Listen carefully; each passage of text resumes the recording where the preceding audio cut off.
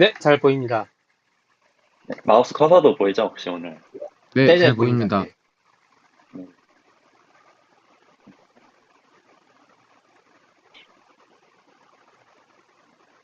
저는 오늘 발표를 크게 이제 세 부분으로 할 건데, 레즈넷이랑, 그리고 인셉션 V2, V3, 그리고 배치 노멀라이제이션 할 건데, 이제 레즈넷은 저번 주에 윤수님이 해주셔가지고, 이제 조금 덧붙이는 설명 정도로만 하고, 인셉션도 뭐 크게 개념적으로 많이 할 건 없어서 그렇게 하고, 배치 노멀라이제이션을 좀 위주로 발표하도록 하겠습니다.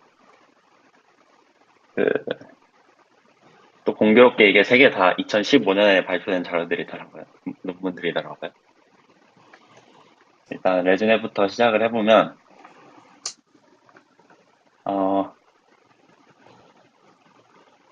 ILSVRC 이거 그래서 제가 이걸 만든 건데 이 그림은 제가 만든 건데 이제 CNN에서 점점 더 깊게 쌓는 거를 이제 기본적인 뭐라 해야 되지? 기본적인 프린시플로 가져가서 점점 더 이제 모델이 발전해 나가는 이제 흐름인데 그럼으로써 발생했던 문제들이 이제 가장 처음에 gradient vanishing exploding이었죠. 근데 이건 이제 어느 정도 배치 normalization, 뭐 input normalization 그리고 뭐 처음 웨이트 초기화하는 거랑 그런 기술 렐루가 나오고 그러면서 거의 다 해결이 됐어요. 근데 이제 그러면 더 깊게 쌓기만 하면 계속 더 성능이 좋아지냐, 모델 성능이 좋아지냐 했더니 아니더라는 거죠. 그게 이제 이 레드넷에서 해결하고자 했던 문제인데 논문에선 그 문제를 degradation problem이라고 표현을 했습니다. 말 그대로 업그레이드의 반대말이니까 degrade니까 다운그레이드 했다 이런 느낌이죠. 그래서 보시면 이 논리의 흐름이 gradient vanishing explosion은 이제 더 이상 문제가 아닙니다. 왜냐하면 밸류도 나오고 여러 가지 이런 기법들이 나오면서 많이 해소가 됐다고 본 거죠. 이건 실제로 논문에 나와 있는 내용들을 따온 거고 그리고 또 이거는 오버피딩의 문제도 아니라는 거예요. 오버피딩이라고 하면은 트레인 데이터셋에 이제 과도하게 수입이 된 거잖아요. 근데 이 degradation problem을 보면은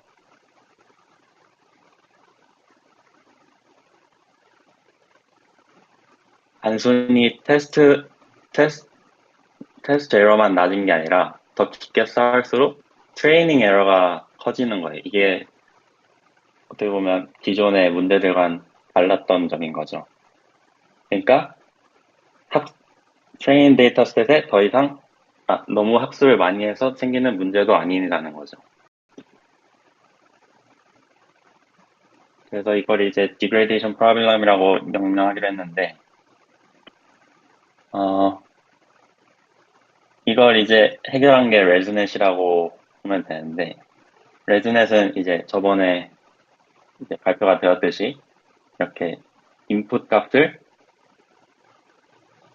후에 이렇게 그대로 더해주는 거죠.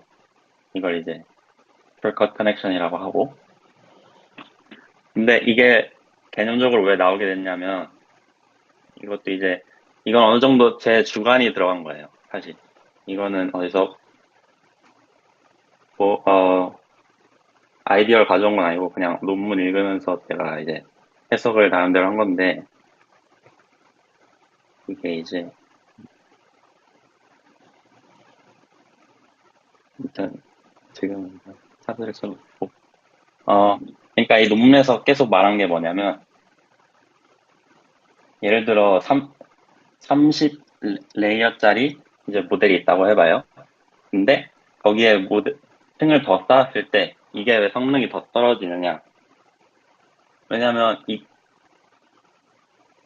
사실 그 이론적으로만 따졌으면 이상적으로만 따지면은 이미 예를 들어 이게 액큐러시를 80%를 냈다고 쳐봐요.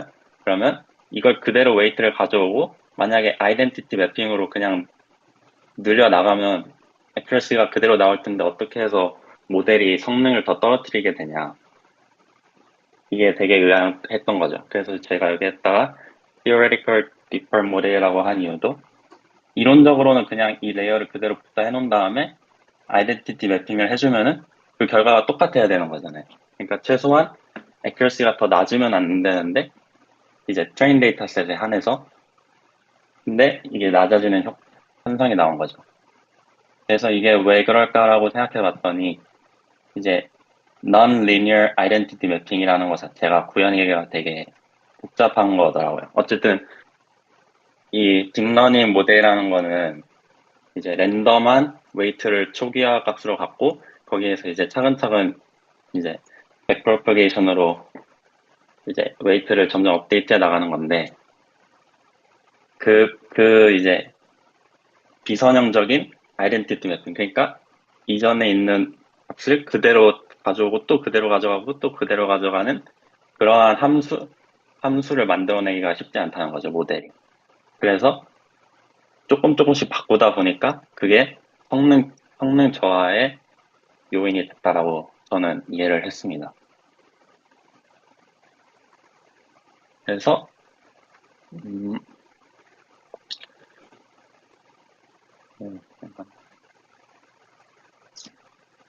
이것도 실제로 다 이제 논문에 나온 내용이고 To the extreme, if an identity mapping were optimal, it would be easier to publish.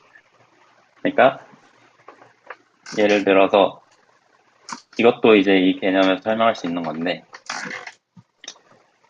만약에 이게 지금 최적화된 상태라고 치면은 제가 층을 더 쌓으면 이걸 이제 그대로 넘겨주는 게 제일 좋은 결과인 거잖아요, 어쨌든. 근데 이걸 그냥 0에서 시작하는 것보다 뭐라고 해야 되지? 그러니까 만약에 기존에 이 circle connection이 없다고 가정하면은 학습해야 하는 함수가 hx잖아요. hx는 x. 그냥 identity mapp이니까 x를 넣었을 때 x가 나오는 그런 함수를 여기서 구현을 해줘야 되는 거잖아요. 예를 들면. 근데 그거보다 차라리 그냥 0을 구현하는 게 훨씬 쉬운 거예요. 이제 이게 어쨌든 결국엔 다 행렬의 뭐 그런 걸로 다 이루어진 거니까. 그리고 또 웨이트 초기화 값도 거의 다 0의 근처에서 초기화가 되고, 그리고, 0으로 만드는 건 참 쉽잖아요. 그냥 모든 행렬을 다 0으로, 0값으로 넣으면 되는 건데, 이제 아까 말씀드렸다시피, non-linear한 identity mapping을 구현하려면, 그거는 굉장히, 그리고 심지어 그 층이 더 많아질수록 그 연쇄적인 과정을 다 이해해야 되니까, 그걸 아이덴티티 매핑으로 구현하기 힘든 거죠. 그래서 이거를 이제 아이덴티티 매핑을 쉽게 구현하기 위해서 fx는 0을 학습하는 게 빠르겠다라고 생각해서 이게 포인트가 되어서 그걸 위해서 이런 residual 블럭을 생각해내게 된 거라고 생각하면 되겠습니다. 그리고 심지어 이거는 이제 별로 연산적으로 복잡한 과정도 아니에요. 그래서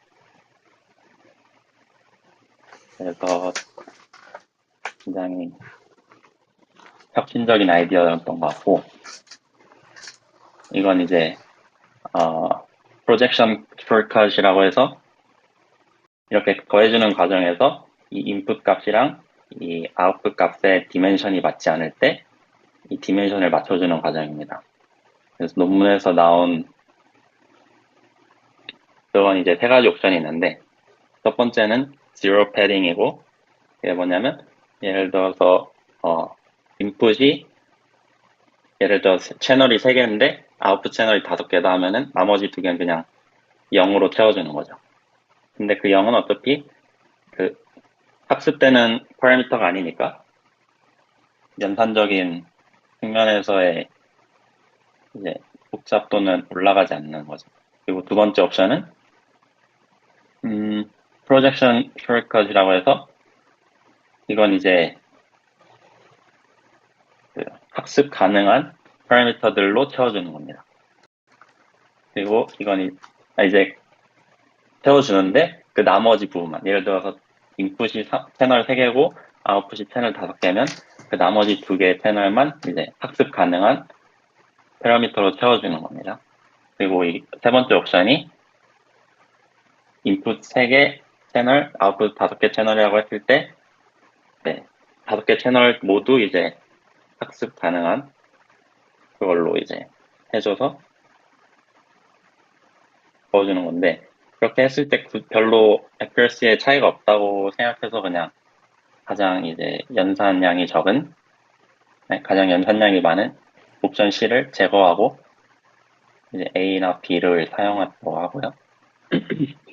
그리고 이건 이제 버틀넥 아키텍처고 이름이 이제 버틀넥으로 된 이유는 네, 병의 입구 부분을 닮았다고 해서 그런 겁니다. 그러니까 이게 사원을 축소한 다음에 왜냐면 여기 3 곱하기 3은 연산량이 많으니까 산량을 축소해준 다음에 다시 구해주는 식으로. 그러니까 이럴 때 이제 숏컷 그 프로젝션 숏컷이 필요하겠죠. 사원을 맞춰주기 위해서.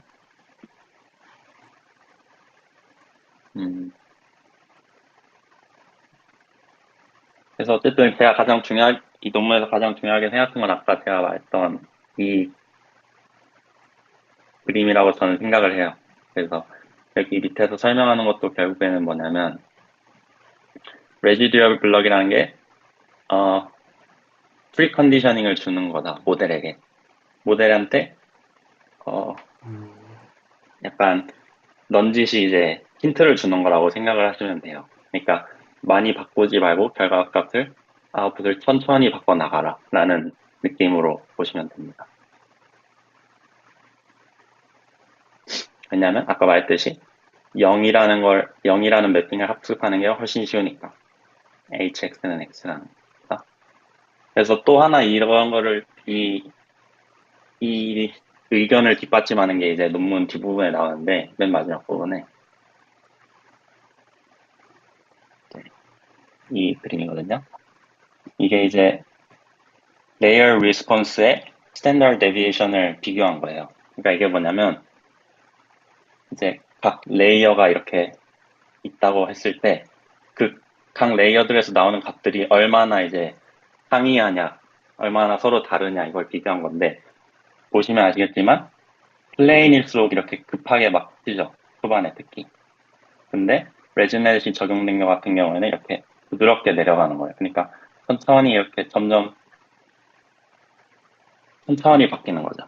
모델이 학습을 이제 레이어 첫 번째부터 뒤로 단계의 레이어로 갈수록 이제 랜덤하게 이렇게 학습하는 게 아니라 레지듀얼 블럭으로 그 값을 전해주고 그거에서 조금씩 바꿔나가는 식으로 학습을 하게 되는 거라고 생각하시면 됩니다. 네. 레즈넷은 여기까지 발표를 하겠습니다.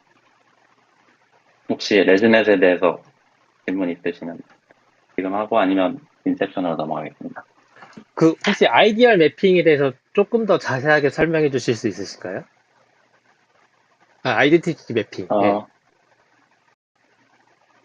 그러니까 이거는 어떤 부분을 더 설명해야 할지 혹시 그 지금 아이덴티티 매핑이 그냥 레이어에 있는 파라미터를 그냥 다 복사하라는 건지 아니면은 예, 예, 그런 식으로. 네, 파라미터를 복사하는 건 이 copy weights고요. 왜냐면 이게 그러니까 가정이 뭐냐면 제가 예를 들어서 어떤 모델을 학습했는데 거기에다 깊게 쌓았어요. 근데 그게 accuracy가 떨어지니까 왜 떨어질까? 이상적으로 생각했을 때 여기가 갖고 있는 모든 파라미터를 그대로 넣어주고 그 나머지 이제 매핑들은 다 아이덴티티 매핑 그러니까 결과 값들이 액티베이션 값들이 그대로 전달되는 매핑들을 이제 아이덴티티 매핑이라고 생각하시면 되거든요. 파라미터를 복사하는 건 여기이고 아이덴티티 매핑은 이 값이 나오는 액티베이션들이 있을 거 아니에요. 이 각각의 그 액티베이션들이 그대로 전달되게 할 수 있는 이제 매핑인 거죠. 그 피처 아웃을 이제 보낸다는 뜻인 거죠? 네, 그러니까 예를 들면은 컨볼루션에서는 이제 패딩을 생각했을 때 뭐 이런 인풋이 있고 3x3이 있다고 하면은 한 개의 레이어만 생각했을 때는 여기가 다 0이고 가운데만 1인 게 아이덴티티 매핑이 되겠죠. 왜냐면 여기 패딩이 하나가 있다고 생각하고 이 매핑을 그대로 적용하면은 이 가운데만 따오면서 하나씩 이렇게 움직이게 되잖아요. 네, 그림이 이해가 될지 모르겠는데 아무튼 이게 이제 아이덴티티 매핑이 되는 건데 이게 이제 하나의 층일 때는 괜찮지만 이제 이게 또 렐루가 들어가고 그리고 이게 또 여러 가지 쌓이면 점점 그 비선형성이라는 게 생기니까 이걸 모델이 스스로 찾아내기가 힘든 거죠. 이해했습니다. 네. 네, 저는 그렇게 생각을 했습니다. 다른 질문 혹시 있나요?